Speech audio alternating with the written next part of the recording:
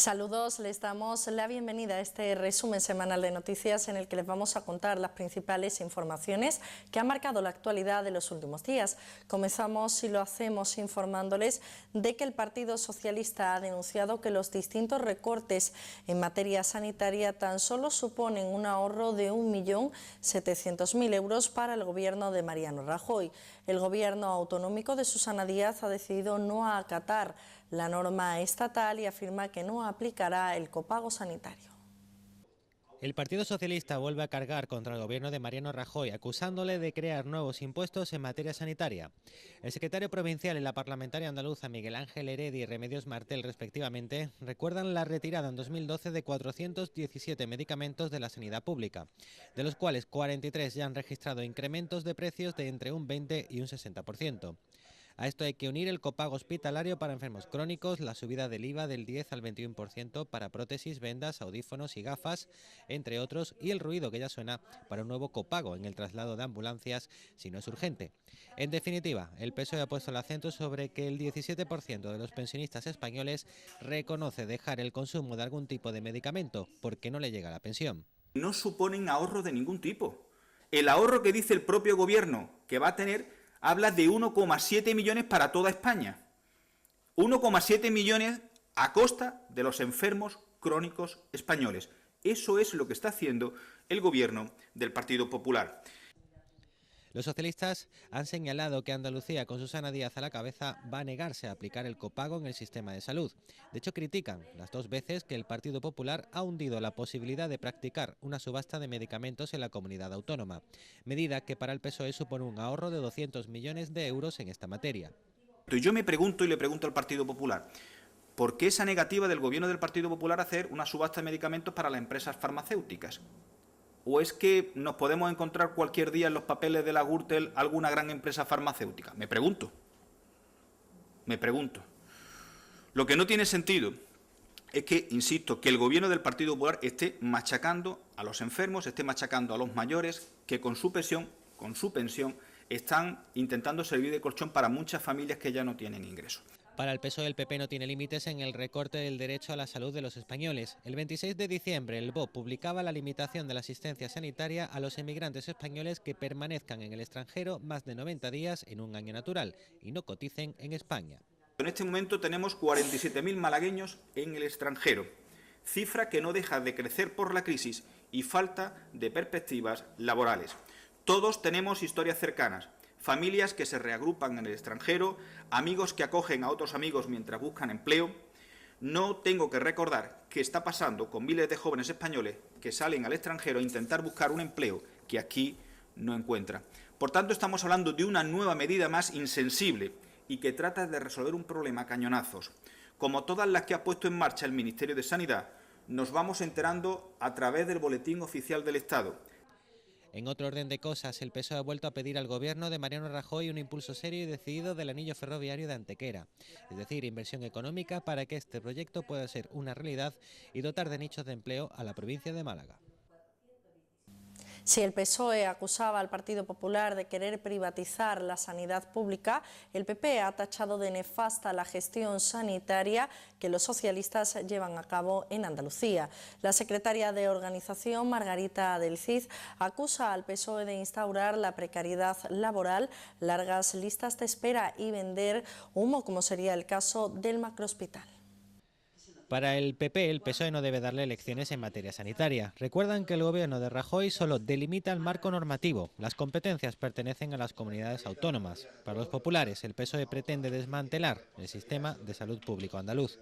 Situaciones de precariedad laboral cada vez mayores, con contratos del 75% de la jornada, con una alta tasa de enfermeros parados que tienen que buscar mejores oportunidades fuera de nuestras fronteras.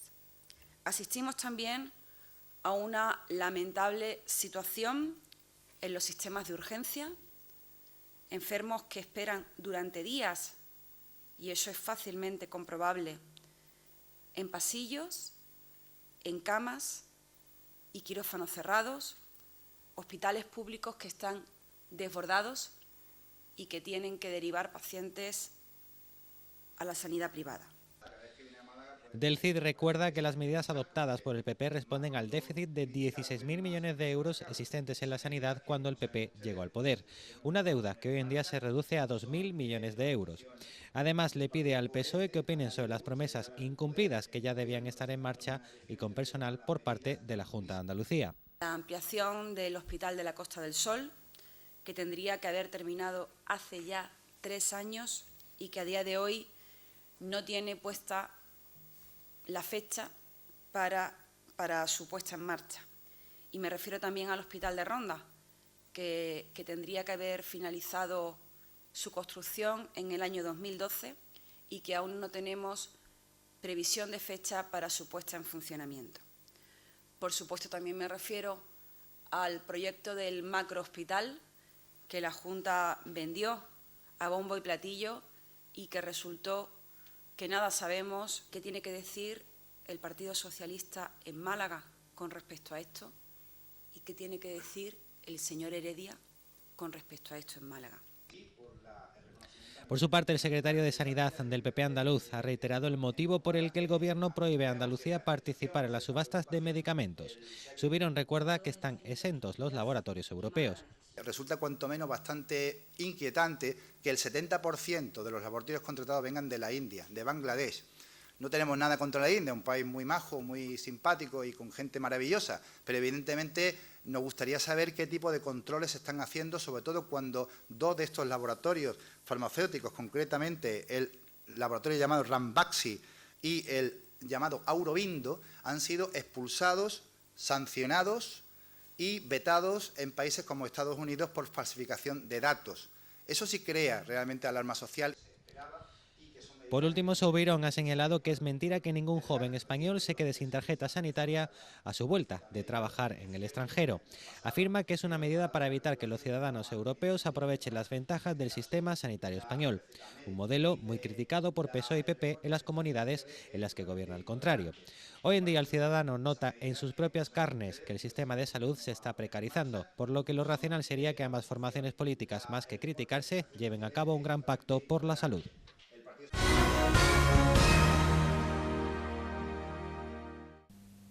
El monumento a las víctimas de la guerra civil que se alza en el antiguo cementerio de San Rafael ya está inaugurado. El panteón rinde homenaje a las más de 4.100 víctimas que fueron fusiladas en las tapias del cementerio. El monumento es un panteón de 8 metros de altura y de 140 metros cuadrados de superficie, revestido por losas de mármol en las que se han grabado los nombres de las más de 4.100 víctimas que fueron fusiladas en las tapias del Camposanto. En él se encuentran enterrados los restos exhumados de los más de 2.840 fusilados que se pudieron recuperar de las fosas comunes que aparecieron en San Rafael, consideradas las mayores de Europa, aunque las investigaciones documentales han certificado que había 4.411 fusilados. Ha tenido un coste de 220.000 euros sufragados por el Ayuntamiento, la Junta y el Gobierno central. Porque en el día de hoy estamos recordando a nuestros seres queridos. Siempre lo hemos recordado, pero en este momento el recuerdo es maduro, porque estamos pensando qué dura, qué triste y qué amarga fueron sus últimas horas de vida en pensar que ya no verían más a sus padres, a su esposa ni a su hijo, y es que en unos momentos muy difíciles los abandonaba. Por eso quiero darles las gracias a todas las personas que han venido desinteresadamente, solamente a rendirle homenaje a la memoria de nuestros seres queridos y darle una sepultura digna. Como proyecto de memoria histórica, el Grupo Municipal Socialista en el Ayuntamiento propondrá en el próximo pleno que se coloquen placas conmemorativas en las obras y en los edificios públicos construidos por presos políticos republicanos durante la dictadura franquista. Según los socialistas, entre los años 1937 y 1942, más de 200.000 ciudadanos ingresaron tanto en la prisión provincial de Málaga como en campos de concentración, como en el de La Aurora, el Perchel o el de Torremolinos. Estos presos fueron empleados en la realización de obras de carácter público, como la rehabilitación de la catedral, el primer aeropuerto de Málaga en la finca del Rompedizo, la reparación y construcción de puentes y otra serie de obras como el antiguo mercado de abastos, en la actualidad sede del Centro de Arte Contemporáneo, así como las labores de embellecimiento de los jardines de Puerta Oscura. El nuevo Conservatorio de Música Gonzalo Martín Tellado ha abierto sus puertas con 1 millar de plazas. La Junta de Andalucía ha invertido 6 millones de euros y se ha construido en un solar cedido por el Ayuntamiento. La Consejería de Educación, Cultura y Deporte ha invertido 6 millones de euros en la construcción y equipamiento del Conservatorio Profesional de Música Gonzalo Martín Tellado de Málaga. La obra de esta nueva sede está incluida en el Plan de Oportunidades Laborales en Andalucía. Ha generado 194 empleos en el sector de la construcción. Esta actuación ha permitido dotar de una sede propia al conservatorio, así como ampliar su capacidad con la creación de 300 nuevas plazas y una oferta que rondará el millar de puestos escolares para estudiantes de enseñanzas elementales y profesionales de música. Todos y todas los alumnos de esta provincia o de esta ciudad, de esta hermosa ciudad, de esta carretera de Cádiz que yo amo, pueden venir aquí a formarse en conceptos de igualdad. Y hay quien no los quieren igual. Hay quienes en la LOMCE sitúan a la música como una María, como a mí me lo contaban.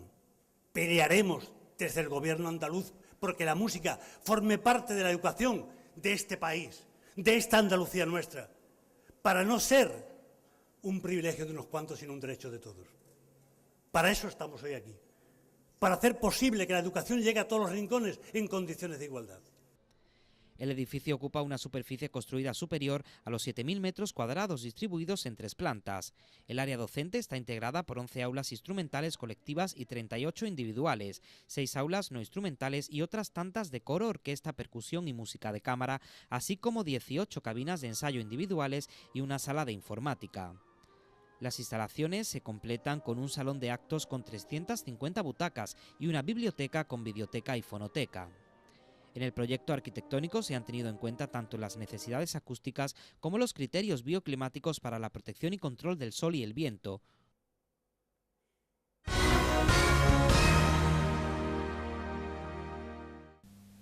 El patronato acude este año a la Feria Internacional de Turismo de Madrid con una nueva estrategia 3.0 con el objetivo de adaptarse a los usos del turista del siglo XXI, gran usuario de Internet.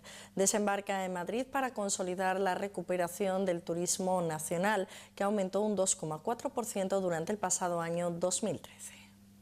A falta de datos oficiales, la provincia de Málaga recibió el pasado año 9,5 millones de turistas, un 5% más que en 2012. De ellos, 3,7 millones fueron españoles, lo que afianza el liderazgo de la provincia, siendo el único destino de España en el que han crecido un 2,4% los turistas procedentes del país. Estos visitantes dejaron 1.778 millones de euros, un 6,2% menos que el año anterior.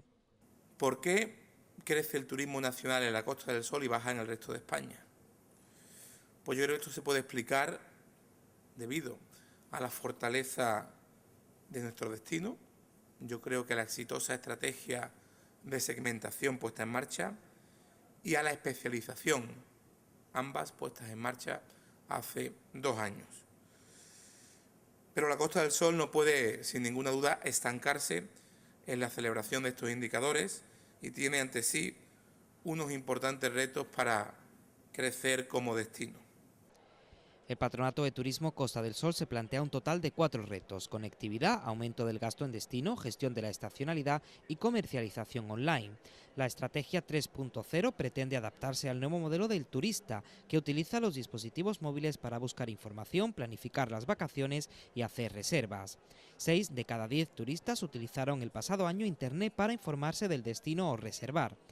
Fitur tendrá lugar la semana que viene entre los días 22 y 26. La Costa del Sol tendrá stand propio de 360 metros cuadrados en el pabellón 5 de IFEMA e invertirá 53.000 euros. Si antes les informábamos de la estrategia promocional que llevará el Patronato de Turismo de la Junta a Fitur, en este caso la ciudad de Málaga también ha presentado cuál va a ser su estrategia en la Feria Internacional de Turismo de Madrid. La ciudad va a reforzar su presencia en esta feria para continuar como uno de los destinos turísticos más de moda. 2013 se ha cerrado con el alojamiento de casi 1 millón de turistas en los hoteles del municipio. En esta edición, Málaga apuesta por la promoción de una oferta segmentada adaptada a los distintos perfiles del turista. En otras palabras, se incidirá en los atractivos que ofrece la capital malagueña al turista nacional en cuanto a cultura, cruceros, idiomas y congresos, sin olvidar naturaleza, gastronomía o compras. Todo ello se promocionará en las más de 60 visitas técnicas previstas con directivos de compañías especializadas en los diferentes segmentos profesionales, aerolíneas y navieras. Un objetivo importante este año, como recalcamos, es reunirnos con turoperadores y agencias nacionales para ver qué producto podemos formar. Estamos haciendo, como nos ha pasado cuando hemos ido a Londres, o hemos ido a Berlín, o incluso en Rusia o China, buscar productos que le vaya bien a ese mercado. Bien, eso lo vamos a aplicar también en el caso del mercado nacional para ver qué nuevos productos que está demandando en este momento el turismo nacional y hacerlo. La agenda del equipo de Francisco de la Torre arrancará el martes 21 de enero con la presentación del nuevo portal turístico de la ciudad en la Casa de América, una herramienta que estará disponible en 7 idiomas y renueva la imagen corporativa. El expositor propio del Ayuntamiento de Málaga tendrá una superficie de 160 metros cuadrados con los suficientes atractivos para llamar la atención de los agentes turísticos del mercado nacional. En cuanto al stand, pues es un stand que tiene 160 metros cuadrados. Es un stand que pretende ser absolutamente operativo, tanto para profesionales como para institucionales, para tener reuniones, atender al público en general también, que ahí vamos a hacer más cosas. Este año hablábamos cuando se presentó el carnaval que incluso habrá actuaciones durante los días que están abiertos al público a partir de en el fin de semana, y eso también es bueno. Vamos a llevar un Aston Martin a nuestro stand, vamos a tener un coche allí expuesto que nos va a permitir singularizar el stand. Coincidiendo con la feria, se pondrá en marcha además la campaña Málaga me gusta, basada en las experiencias vividas por los turistas y visitantes en nuestra ciudad. Unas 13.000 familias malagueñas se han beneficiado este año de las bonificaciones y ayudas al pago del IBI. Estas subvenciones han supuesto al ayuntamiento reducir sus ingresos vía este impuesto en unos 2.300.000 euros. El Ayuntamiento de Málaga ha escenificado esta concesión de subvenciones con esta entrega pública presidida por el alcalde Francisco de la Torre. Estas ayudas y bonificaciones para el pago del IBI se conceden a jubilados con una pensión que no supere los 10.800 euros anuales, desempleados, familias monoparentales, numerosas e inquilinos de VPO, ya sea en régimen de alquiler o venta. En total, unos 13.000 malagueños se han beneficiado el pasado 2013 de estas subvenciones que han supuesto a las arcas municipales ingresar 2.300.000 euros menos. Francisco de la Torre ha vuelto a insistir en que la ciudad de Málaga es barata, si a impuestos se refiere. Podemos poner, si quiere, unas palabras que digan, un lema, un eslogan, lo que iremos diciendo: Málaga, una ciudad barata desde el punto de vista fiscal del IBI. La más barata de todas las capitales andaluzas, sumando el IBI y la basura, la más barata de las grandes ciudades españolas y de las más baratas de las 50 capitales de provincia de España. Eso es la realidad de los datos constatables en nuestra página web. Además, Francisco de la Torre recuerda que la nueva ordenanza para 2014 también supone una modificación del plazo para estas ayudas en cuanto a VPO. Hemos aprobado recientemente la última ordenanza que el periodo de tiempo en el cual los propietarios de VPO pueden beneficiarse de un 50% de reducción del IBI, que son 3 años, lo hemos ampliado otros 3 años más, hasta 6 años.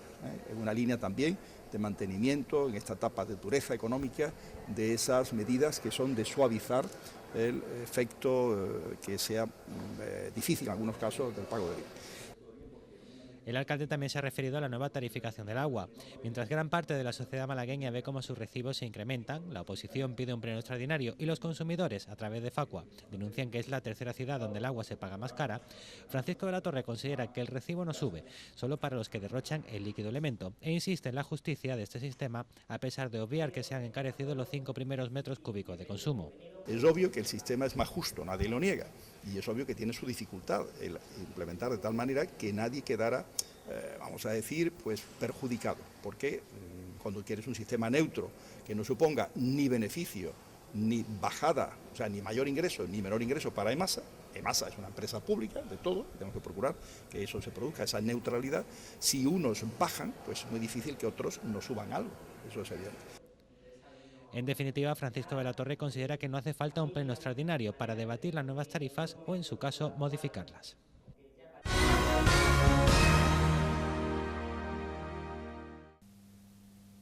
El Partido Socialista se acogerá al reglamento de la Ley de Bases del Régimen Local para obligar al alcalde a convocar un pleno extraordinario sobre la nueva tarifación del recibo del agua.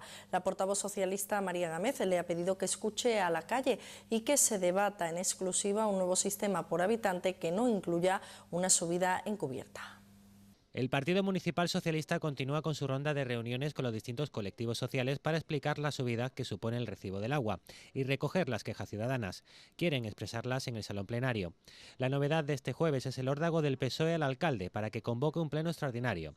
Si ayer Francisco de la Torre rechazaba esta idea escudándose en que Málaga dispone de un sistema tarifario más justo y que no existe alarma social, los socialistas contraatacan acogiéndose al artículo 46 del régimen local por el cual, si una cuarta parte de los concejales municipales lo exige, ha de celebrarse, esté de acuerdo o no el propio alcalde. Lo que dice es que determinado número de concejales, en este caso el Grupo Municipal Socialista puede hacerlo, si pide un pleno extraordinario, el alcalde tiene que convocarlo o se quedará convocado automáticamente. Es decir, que si el alcalde no ve la necesidad de convocar un pleno, la va a terminar viendo. Porque la norma ampara que haya un pleno extraordinario cuando lo pide un determinado número de concejales. María Gámez ha pedido al alcalde que escuche a la calle y considera irrisorio que cite como avales del cambio tarifario al Defensor del Pueblo y las organizaciones de consumidores, que ya se han pronunciado en contra. Ni el Defensor del Pueblo, ni las organizaciones de consumidores, y al menos hay una ya que lo ha manifestado claramente, nunca han amparado la subida del precio del agua. Han amparado que la tarifa por persona es más equitativa, pero no han amparado nunca que eso sirviera de excusa, de paraguas, para cambiar los precios del agua. ¿Qué es lo que ha hecho? Cambiar los precios del agua. María Gámez ha señalado las alternativas que quiere introducir vía plenaria. En primer lugar, la paralización del nuevo sistema de tarificación y aumentar el número de metros cúbicos del primer tramo de pago, lo que sigue beneficiando al ahorrador. Lo que no queremos es que eso implique una subida que perjudica a determinados sectores de la población. ¿Qué quiere decir eso de manera gráfica? Que lo que ha hecho claramente mal el equipo de gobierno es acortar los bloques de consumo con precios más altos para que en definitiva suba el precio del agua sobre una mayoría de ciudadanos malagueños. El PSOE propone que los primeros 3,3 metros cúbicos de consumo no se penalicen con una subida del precio como ocurre actualmente, una cantidad calificada de consumo responsable por la Organización Mundial de la Salud, es decir, 330 litros, mientras para el ayuntamiento esta cifra se reduce a 200 litros de agua.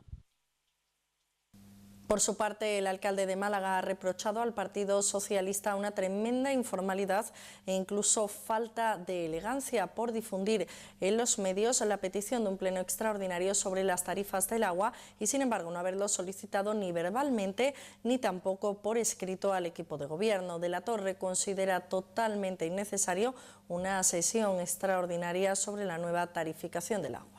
Comprenderá usted que yo convocar un pleno porque me lo pidan oralmente, verbalmente, en un tema que nosotros decimos en el pleno ordinario hemos hablado y vamos a hablar, no tengo por qué hacerlo. Y como me parece innecesario hacer un pleno extraordinario, solo si me presentan un escrito que me obliga a hacerlo, lo haré.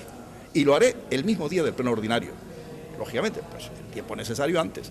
Hablaré con la oposición y diré, ¿cuántas horas quieren ustedes que haya de pleno sobre esta materia? Nosotros, el tema que llevamos al pleno ordinario, pues ya veremos si lo llevamos al extraordinario. Pero comprenderá usted que lo que no se puede es plantear las cosas en esos términos. Me parece que tiene una falta, diríamos, no sé qué decir, profesionalidad, elegancia, educación. Usted me traslada a mí un ultimátum de la oposición, me dice, bien, lo normal es que la oposición se dirija por escrito, plantee o verbalmente. Nadie de la oposición me ha dicho a mí nada sobre este tema. Que yo sepa, al portavoz del equipo de gobierno tampoco se le ha dicho. Eso no es lógico, no es normal que la transmisión se haga con todo respeto a usted, pues a través de los medios de comunicación, diciendo, es así, pues presente usted el escrito y actuaremos en consecuencia. El Grupo Municipal de Izquierda Unida ha denunciado las nuevas tarifas del agua que aseguran han provocado hasta un 30% de incremento en los recibos de los hogares de una o dos personas. Respecto a la solicitud del Partido Socialista de convocar un pleno extraordinario para debatir este asunto, la formación de izquierdas ha recordado que los socialistas necesitan su voto para que esa petición pase de petición a ser un derecho. Y hay alarma social en el momento en el que a las malagueñas y a los malagueños nos empieza a llegar el recibo del agua y vemos cómo en el caso de las familias de 1 o 2 miembros se da un incremento espectacular, en muchos casos de hasta un 30 o un 40%. Por tanto, estamos hablando de una penalización, pero no una penalización del consumo excesivo del agua, sino una penalización de lo que hoy es el consumo cotidiano. Se podría ver en un pleno extraordinario. Lo que sí nos parece es que quizá para que la solicitud de pleno extraordinaria sea efectiva hacen falta 2/3 de los concejales y las concejalas de la oposición. En ese sentido tendríamos que sumar la solicitud de los concejales de Izquierda Unida y los concejales del Partido Socialista para que no fuera una solicitud, sino que fuera un derecho. Todo lo demás, las declaraciones, pues se quedan en declaraciones. Por nuestra parte nos inclinamos a que esa solicitud, esa exigencia se haga y se haga con los mecanismos que tenemos a nuestra disposición. La Unión de Consumidores de Málaga ha presentado un estudio que respalda el nuevo sistema de facturación del agua que ha puesto en marcha el Ayuntamiento. La UCE asegura que esta tarifación es más justa y más equitativa al equiparar la cuota variable que se abona para todos los habitantes. Después de días, semanas y meses con la nueva tarifación del agua de actualidad, la Unión de Consumidores de Málaga ha presentado un estudio comparativo entre el sistema anterior y el actual. La UCE valora este sistema como más justo y equitativo, al equiparar en igualdad la cuota variable que se paga por el agua para todos los habitantes. Es decir, con este sistema se trata por igual los consumos iguales, corrigiendo así una situación de desagravio histórico por el que las familias con un mayor número de miembros en viviendas de 3 o más habitantes estaban subvencionando directamente el precio que pagaban las familias de menos miembros, incluso aunque estas últimas derrocharan el agua. También la Unión de Consumidores avala esta medida porque aseguran supone un apoyo al fomento del ahorro del agua, ya que con el anterior sistema se penalizaba directamente los consumos de las familias que tenían más miembros, mientras que ahora se penaliza igual para el mismo número de consumo por habitante. En el caso de las personas que no pueden pagar las facturas, la UCE valora de forma muy positiva la aplicación de un fondo social para atender a aquellos que necesiten ayuda económica y financiera. Sin embargo, reclama al Ayuntamiento que defina las condiciones para acogerse al mismo. Además, el estudio incluye una comparativa con Sevilla, ciudad que realiza este tipo de tarifación y en la que el agua se paga más cara que en Málaga. Eso sí, la Unión de Consumidores advierte que este sistema ha puesto de manifiesto la existencia de multitud de errores en el padrón. Por eso aconsejan a todos los ciudadanos revisar muy bien las facturas. Que esta tarifa, para nuestro entender, es más justa ahora que antes. Estamos viendo casos puntuales incluso de estudiantes que no se pueden empadronar en Málaga porque pierden su beca. También los estamos teniendo en cuenta como si estuvieran empadronados para no tener una discriminación. Familias, por ejemplo, que tienen problemas porque sus hijos, porque son divorciados y sus hijos están la mitad de la semana con su padre y la mitad de la semana con su madre. Se presenta un documento formal en el que los padres se ponen de acuerdo de qué días está con uno y qué días está con otro y también se le tiene en cuenta en la factura. O sea, son elementos que nosotros estamos teniendo en la comisión para no discriminar a nadie. Que hay casos concretos de familias que a lo mejor no pueden asumir el coste de la factura, no ya por su elevado, que a lo mejor les puede haber subido algunos por, no sé, por casos concretos. Si no lo pueden hacer, pues también exigimos al ayuntamiento, porque se habla mucho del fondo social, pero no se habla claramente de qué condiciones tienen que cumplir esos ciudadanos para adquirir ese fondo social. Pues estas son las noticias más destacadas que nos deja la semana. Recuerden, nosotros volvemos con más información el próximo lunes. Hasta entonces, que pasen un feliz fin de semana.